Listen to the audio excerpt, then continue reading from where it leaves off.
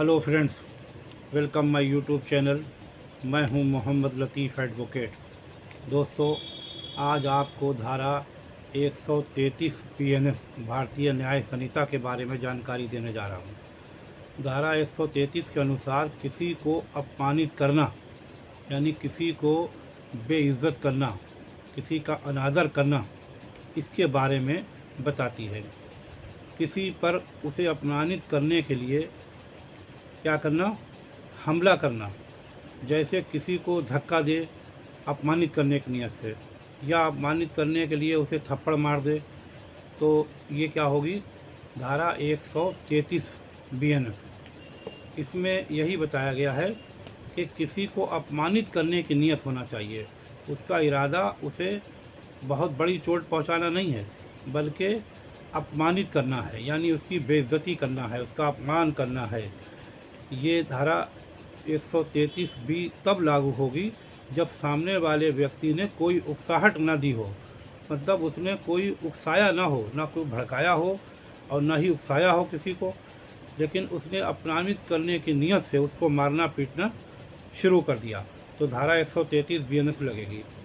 अब आपको एग्जाम्पल बता दें कि माना कि कोई महफिल चल रही है, कोई समारोह चल रहा है, शादी समारोह या और कोई फंक्शन चल रहा है, उसमें व्यक्ति जमा हैं, बहुत से लोग जमा हैं, और एक कोई व्यक्ति आता है और वो आने के बाद क्या करता है? किसी दूसरे व्यक्ति को अपमानित करने की नीयत से उसको क्या करता है? उसको थप्पड़ मार देता है। तो उसने क्या किया? धारा 132 धारा 133 का अपराध किया, यानी 133 बीएनएस का अपराध उसने किया। तो ये धारा 133 यही कहती है कि किसी को अपमानित करने के इरादे से कोई भी मारपीट करना, थप्पड़ मारना या धक्का दे देना या उसे किसी भी तरह से जलील कर देना, यानी उसका अपमान हो जाए, महफिल में उसका अपमान हो जाए, तब धारा 133 बीएनएस उस पर लगाई जाएगी। अब इसमें आपको सज़ा बता दें। धारा 133 बीएनएस में सज़ा 2 साल की सज़ा है, और ये फ़ाइन भी है इसमें, यानी अर्थदंड भी लगाया जाएगा अगर दोषी पाए गए। अदालत द्वारा आपको दोष सिद्ध किया गया तो अर्थदंड और सज़ा, यानी कारावास की सज़ा और अर्थदंड दोनों लगाया जा सकता है। ये गैर संज्ञेय अपराध है।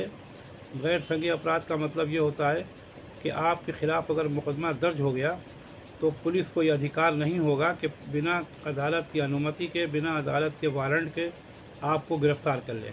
मतलब सीधा समझ लीजिए कि बिना वारंट के इसमें गिरफ़्तारी नहीं हो सकती है। और अगर अदालत की इजाज़त से, अदालत के वारंट से गिरफ़्तारी होती भी है तो आपको एक राहत है, ये कि ये बेलेबल ऑफेंस है। बेलेबल ऑफेंस वो होते हैं जिसमें एज ए राइट आपको ज़मानत लेने का अधिकार होता है, यानी अगर आपकी गिरफ़्तारी हुई तो आपको ज़मानत मिल जाएगी। ये ट्राइबल बाई मजिस्ट्रेट है, यानी निचली अदालत में मुकदमा चलाया जाएगा। निचली अदालत से मतलब किसी भी न्यायिक मजिस्ट्रेट प्रथम श्रेणी के न्यायालय में यह मुकदमा चलाया जा सकता है।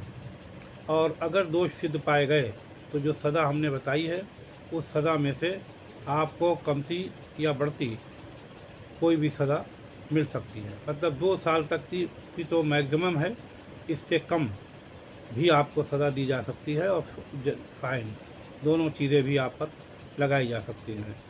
उम्मीद है आपकी समझ में आया होगा कि धारा 33 बीएनएस का मतलब सीधा ये है कि किसी का अपमान करना, किसी की बेइज्जती करना, उसको बेइज्जत करने के लिए उससे कुछ ऐसे हरकत करना कि जिससे उसकी बेइज्जती समाज में हो जाए, महफिल में हो जाए, शादी समारोह में अगर वो है तो शादी समारोह में लोग एकदम उसको देखने लगें, बेइज्जती की नज़र से, उसको अपमानित होने की नज़र से देखने लगे।